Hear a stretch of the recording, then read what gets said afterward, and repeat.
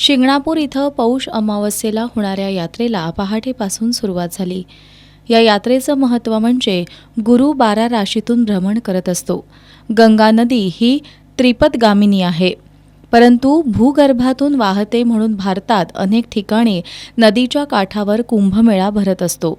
वृश्चिक राशीत येणाऱ्या गुरूच्या भ्रमणामुळे शिंगणापूरमध्ये मागील वर्षी कुंभमेळा भरला होता। यात्रेनिमित्त ग्रामपंचायतीच्या वतीनं मंदिराचा परिसर स्वच्छ करण्यात आला होता। तसंच मोठ्या प्रमाणात विद्युत रोषणाई करण्यात आली होती। दरम्यान पंचगंगा नदी प्रदूषित होऊ नये म्हणून नदीपात्रात महिलांना जळती वात सोडू नये असं आवाहन सरपंच रसिका पाटील यांनी केलं होतं। त्याला 100% प्रतिसाद मिळाला। आज शिंगणापूर या ठिकाणी विशाल तीर्थ यात्रेनिमित्त